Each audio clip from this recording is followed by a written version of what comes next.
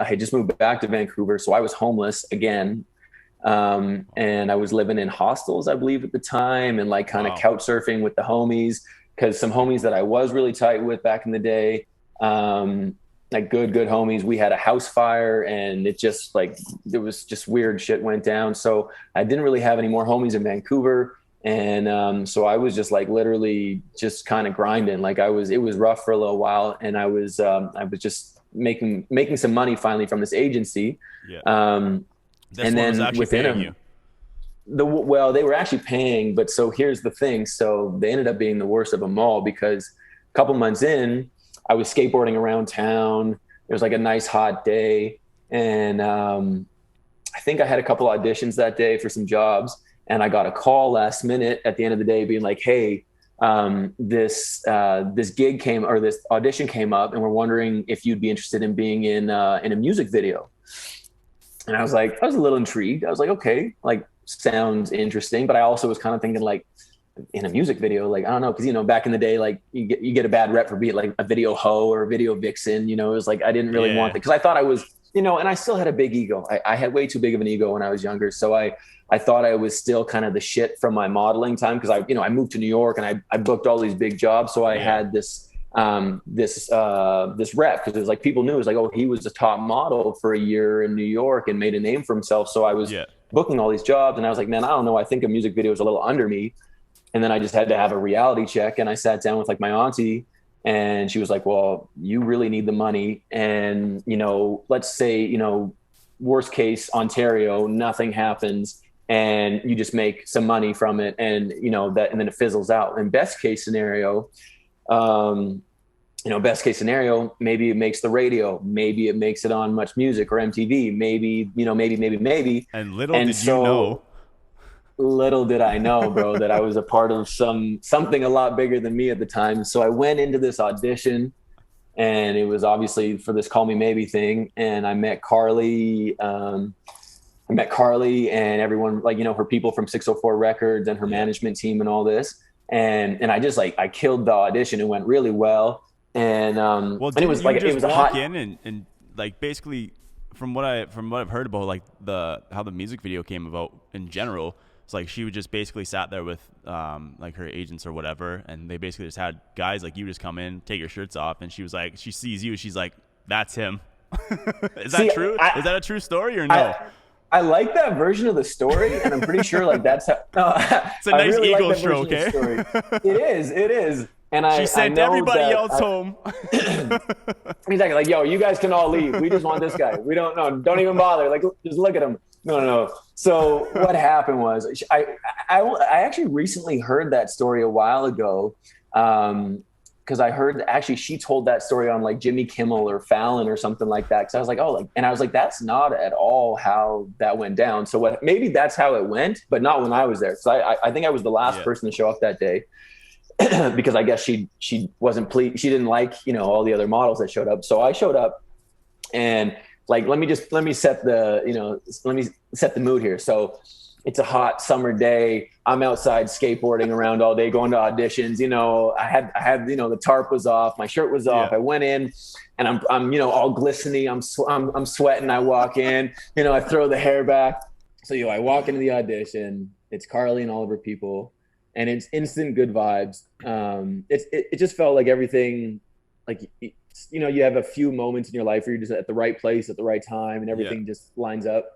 It felt like one of those moments. So I went in. I don't even really remember. Like I remember talking to the director Ben and Carly, and I remember there was a few people in the background. I think her boyfriend was there, and I've heard stories about that and too, but we'll get into that after. we can get into that too. We can get into Yeah. that too. But so basically, they just were like, "Yo, what's up? What's your story?" And I told them, "Well, really, to be honest, I'm a musician. I'm a hip hop artist. I'm not a model or an actor. I just do some modeling, and I'm trying to get into acting just to make some money." Like I told them right away. I'm like, I think I told them actually word for word. I was like, I think I said, because when I was growing up, my biggest role model was always Will Smith, Fresh Prince of Bel Air, Yeah. right? So I always like I had all 6 seasons on DVD before that shit even came out.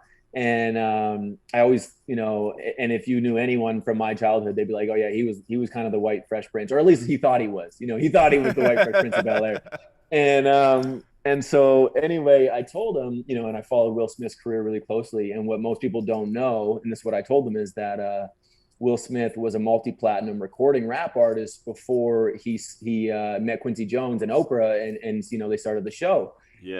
And so I'm telling them that, and they're like, wait, I might have told them that after, but I said, I was like, I'm a hip hop artist. I'm just doing some modeling to make some money, and I just moved back to Vancouver. And the thing is, at the time, Carly Rae, and again, this isn't a shot at Carly, but Carly was nobody. She was like third runner up on Canadian Idol from 2002 or something. Well, like she I don't was even still know. a server at the time, wasn't she? Before Call Me Maybe popped off, I have or no just idea. before that? You probably know more about her than I do, to be honest. But she, really nice girl at the time. Yeah. But I didn't know anything about her, and that's why I was really reluctant to take this job as well. And not to like sound like a pretentious, entitled, dickhead, but my rate for modeling at the time, like my daily rate, just to, like I like to say, just to get out of bed was $3,000. I think it was 2,800 for the day. I was reluctant to do the job, even though I was, homeless and living in hostels and shit at the time, and couch surfing. But I needed the money, so they said, because Carly was still kind of a nobody, and I think she had just signed with 604 Records, that she had, they didn't have a lot of money. There was not a big budget for the video. Yeah. And there was no one knew it was going to make much music or get on the radio or anything like that. So I was like, I don't really know if this is a good look for me. Like, I don't think this is good for my street cred, like it wasn't good. I was, Got you. A 22, 3-year-old rapper at the time. I was still doing a little more gangster rap. And it was like, I don't think this is good for my street cred. But so what happened was, I was supposed to sign, or the contract that I believed that I signed, I was supposed to get royalties and residuals if the song did well, Yeah. So every time it got a spin, I was supposed to make a percentage, and it got a lot of spins. So, but I agreed to just. It didn't just get a lot of spins. It's a diamond record. It got a few. It got a few. And a billion streams on YouTube.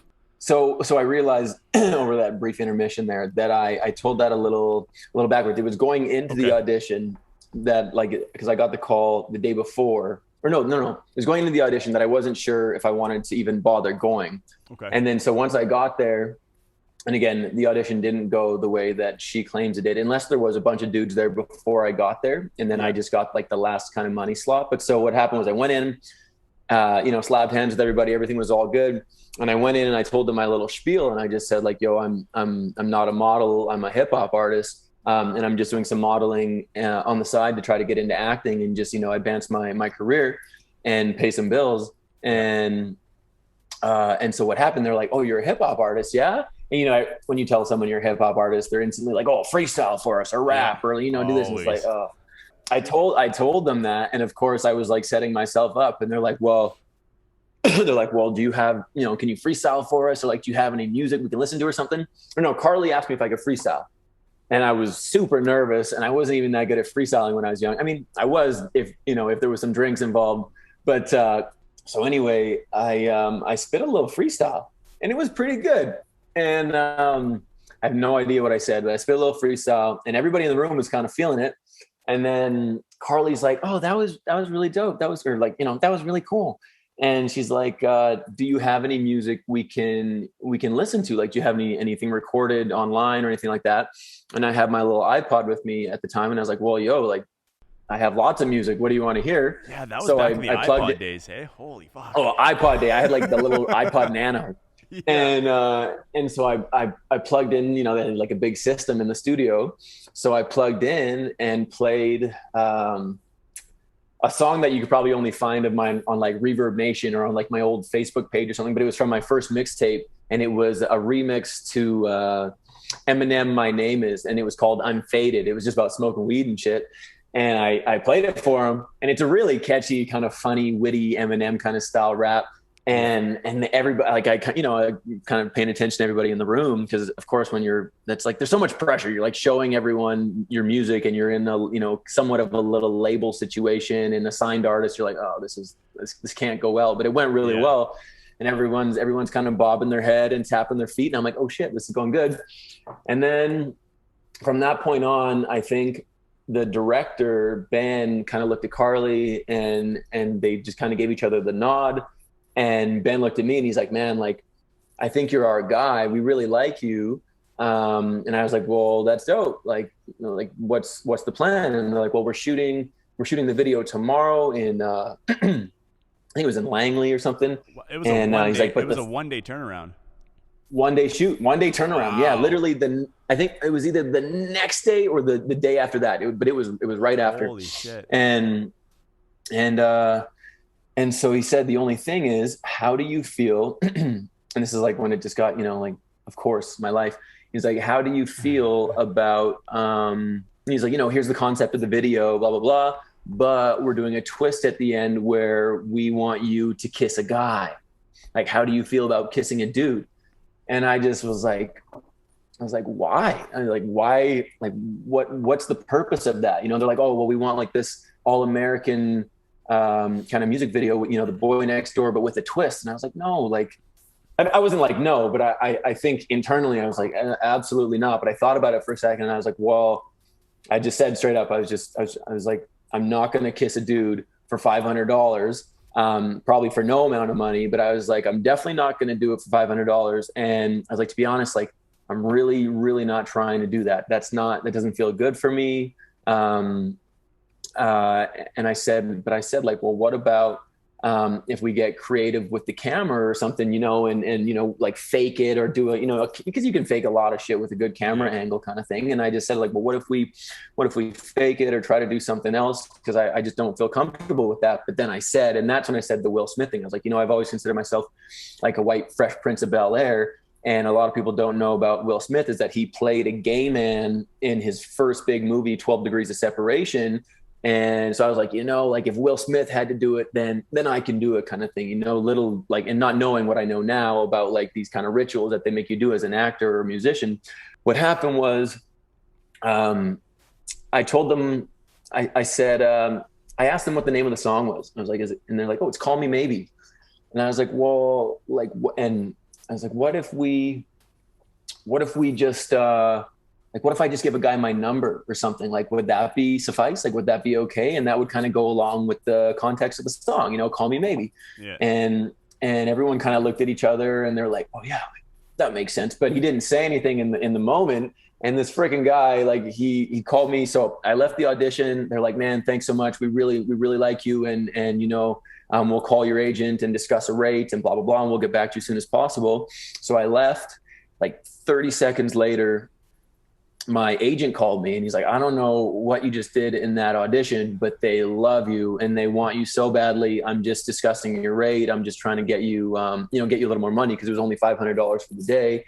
Yeah. And he's like, I don't know what you did, but good job. So then I was, like skateboarding home, and I got a call from the director that evening, or like right after that phone call. And he's like, dude, he's like, I came up with the great idea for the end of the video. What if instead of you kissing a guy, you just give him your phone number? And I was like, you fucking prick. I literally said that in front of 10 people, like I didn't say that to him. You came up with it. I came up with that shit. I was like, what are you talking about? I was like, oh, that's a good idea, man. How'd you think of that? Like, great idea. So anyway, it was just like, these people are ridiculous.